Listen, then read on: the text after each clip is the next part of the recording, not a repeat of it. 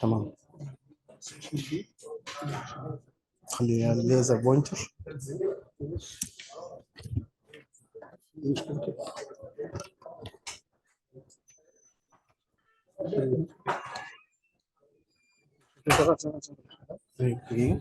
الغط انت هذا. اوكي. بسم الله. طيب بسم الله الرحمن الرحيم. So today we will talk about surviving sepsis campaign guidelines. The last update 2021. The guidelines, it contains 93 guidelines, okay? But I will try to be fast and summarize, select the most important guidelines. Inshallah, we'll finish before. Yani. Okay. So the recommendation, they classify to three classifications: strong recommendation. Okay. With any statement, we'll start with we recommend. Weak recommendation, it will start by we suggest, and best practice statements, the statement that's ungraded, but they recommend to use it, but there is no strong evidence on it or enough evidence to grade this recommendation. Okay, so first recommendation about screening patients with sepsis and septic shock.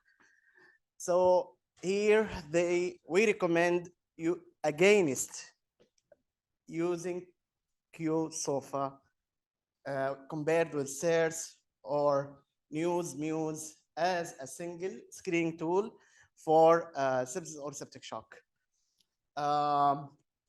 As you know, 2016, this quick SOFA added to the practice to screen patients easily for in the floor or in ED. But unfortunately, after 2016, studies came that showed quick SOFA, unfortunately, more specific but less sensitive compared. If you use more screening tools, you will catch sepsis more, and this is a recommendation for the now. Okay, so this is a new recommendation. It changed from 2016. 2016, there was no comment about Q-SOFA. Now they recommend against to use it alone. You need to use it with other screening tools like SERS or Muse, and modified early warning signs, new early warning signs. Okay. Next, also for adults suspected having sepsis, and we suggest to measure lactate immediately. Okay. Next, we suspect sepsis and septic shock are medical emergencies, and we recommend that treatment and resuscitation should begin immediately. This is best practice statement.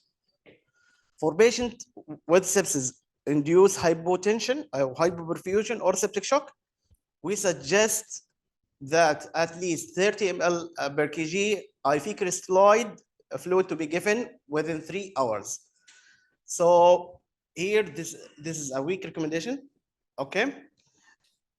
It was changed from the 2016. 2016, it was a strong recommendation. We recommend to give 30 ml per kg crystalloid fluid. Now, with coming data from this 30 ml came initially from early goal directed therapy. Early goal directed therapy affect the critical care management for septic shock. It make everything early, make the people to interact early. It changed the practice. After that, all studies coming after the, early goal directed therapies, it was having the impact of early goal directed therapy. So all those studies, process, arise, promise, with compare usual care with early goal directed therapy, pre-randomization most of the patients, they receive almost around or near to 30 ml per kg. So unfortunately, with those studies, make no difference between usual care with recent or new usual care, different from the old usual care. Okay, no different in mortality. So this is downgrade this recommendation to we suggest to give. So what I will do from now in patients with septic shock, shall I give 30 ml or less? Maybe yes, I will give 30 ml, but with close observation. For adults with sepsis and septic shock, we suggest guiding resuscitation to decrease serum lactate with elevated level of lactate over not to use monitoring or measuring of lactate. For adults with septic shock and sepsis, we suggest using capillary refill examination to guide resuscitation as adjunct tools for monitoring the patient. For adult patients with septic shock on vasopressors, we recommend initial target mean arterial blood pressure 65 or higher over the higher map. So this is a strong recommendation, okay? Based on studies showed that map from 65 to 70 compared to 80 to 85, there was no difference in mortality. So now it is recommended that you use only the 65 map will be enough. Strong recommendation. Okay, for adults with sepsis and septic shock who require ICU admission, we suggest admitting them within 6 hours, okay, to the ICU. Now we'll move to infection part. A lot of recommendation in infection and infectious disease part. For adults with septic shock sepsis, but unconfirmed infection, we recommend continuously re-evaluating the patients and searching for alternative diagnosis and discontinuing the antibiotics, empiric antibiotics, if alternative causes is demonstrated. Okay. Best practice, okay, statement. For adults with possible septic shock or high likelihood sepsis, we recommend administering antibiotics immediately, ideally within 1 hour of recognition. This is very strong recommendation, and you know, every delay 1 hour of antibiotics will increase mortality by almost 8% per hour. Okay, for adults with possible sepsis without shock, okay, we suggest a time-limited course of rapid investigation, and if concern of infection persists, the administration of antimicrobial within 3 hours from the time when sepsis was first recognized. Weak recommendation. So antibiotic timing, summary of antibiotic timings in this slide. Okay, if patient in shock, sepsis in shock, okay, immediately within 1 hour. Immediately, within 1 hour, you should give the antibiotics. Sepsis is possible, but also shocked, within 1 hour, we should give the antibiotic. Shock is absent, and sepsis suspected or definite, you give also within 1 hour. If sepsis is possible and patient not shock, search for alternative rapidly, and if within 3 hours still the suspicion is persist, give the antibiotics. Okay, same slide. Okay, for adults with septic shock or sepsis at risk of MRSA, we recommend using empiric antimicrobial with MRSA coverage over using antimicrobial without MRSA coverage. Now we'll move to MDRO. Okay, for adults with sepsis shock, sepsis or septic shock with low risk of MDR, we suggest against using 2 gram negative agents for empiric compared as to 1 gram-negative coverage. Okay, so if weak low risk, and maybe they are not in our hospital, but low risk of MDRO, we should give only 1 gram-negative coverage. Okay, for adult with septic shock and high risk of MDRO organism, we suggest using 2 antimicrobial gram-negative coverage for empiric treatment over 1 gram-negative coverage. This also a high suggested recommendation. And why is that? Because it might have one antibiotic resistant, the other might help and save the patient. Okay. For adult with sepsis and septic shock, we suggest again is use double gram-negative coverage once the causative pathogen and susceptibility are known. خلاص, if you know the organism, follow the susceptibility and you treat accordingly.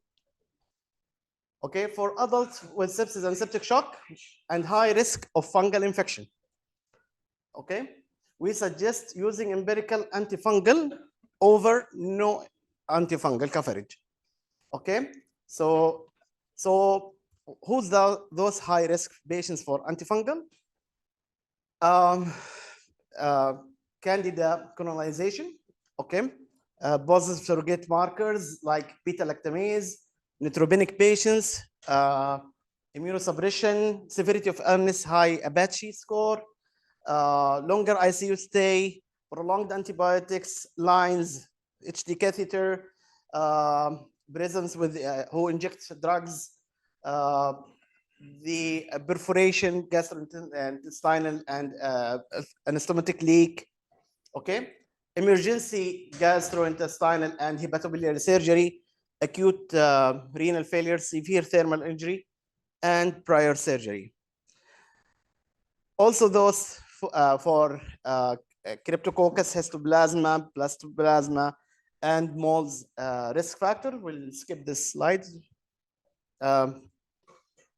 Okay, for adults with sepsis and septic shock with low risk of fungal infection, we suggest again is using empiric antifungal.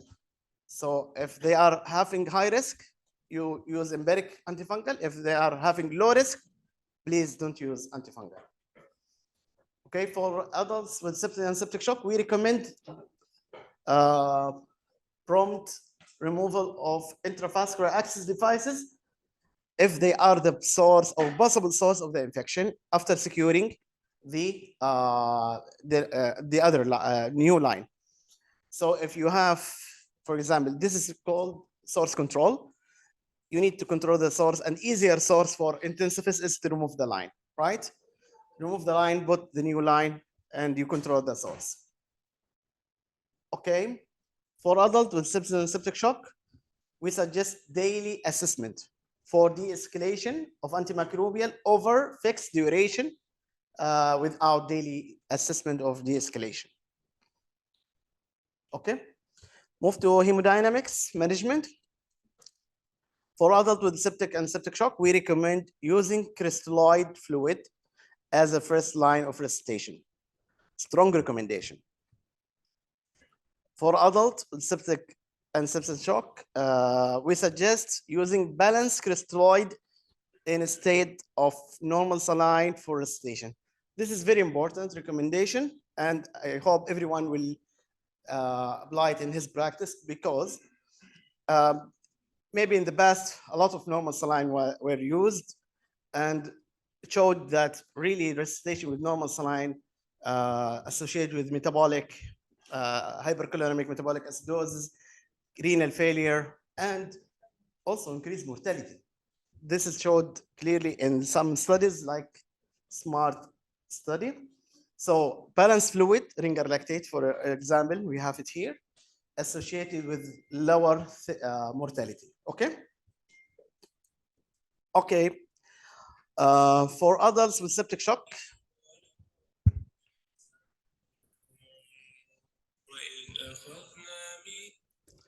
For adult with septic shock, we recommend using norepinephrine as a first-line agent over other vasopressors.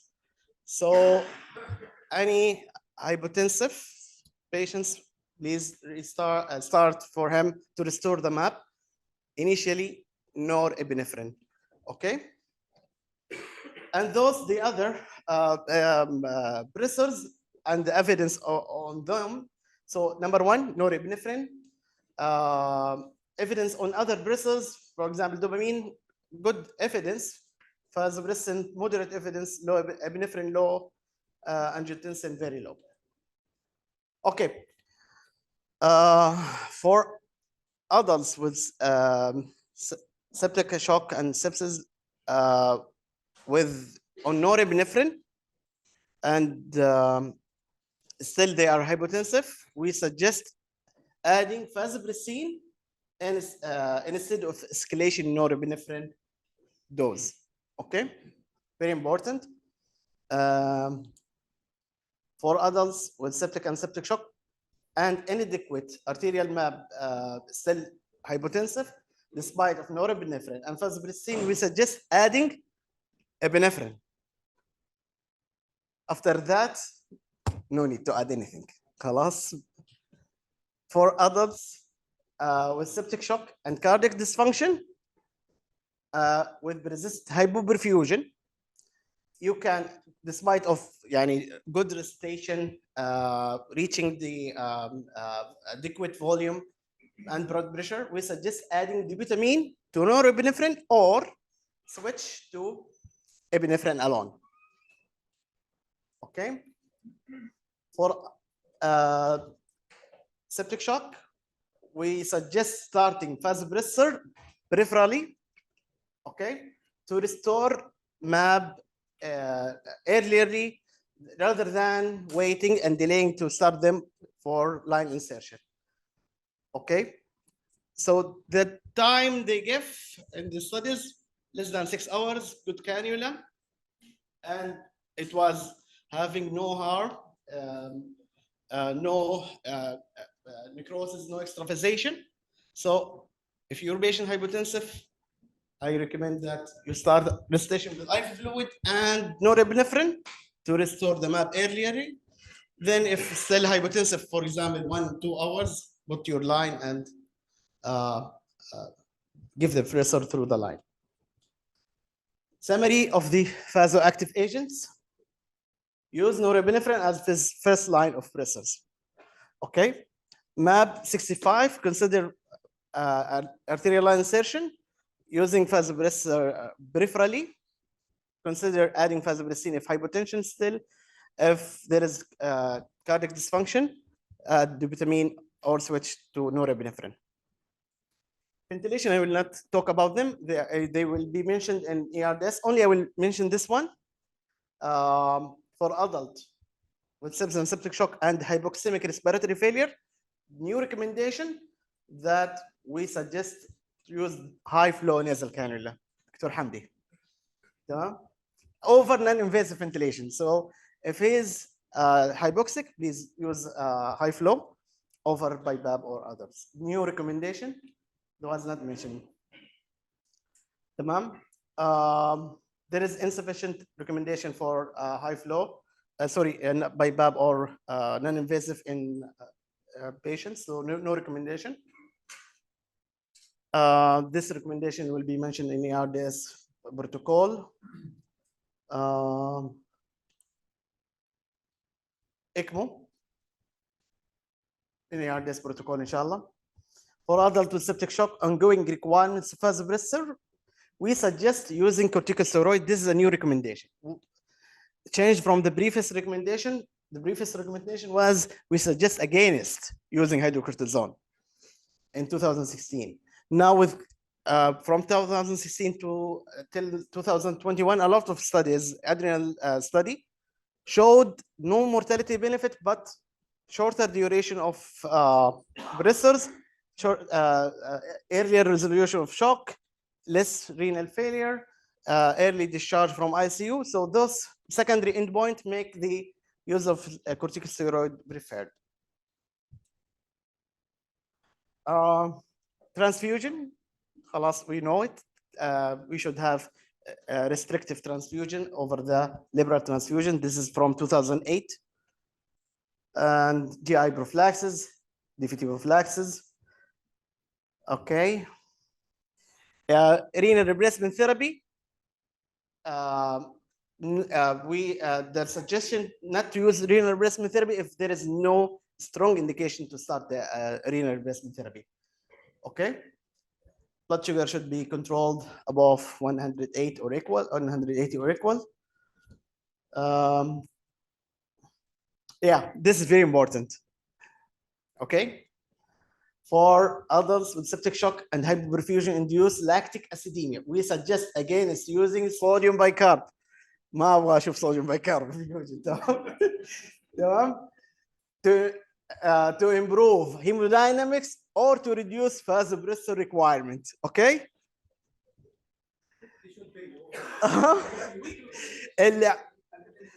This is the best recommendation available. تمام.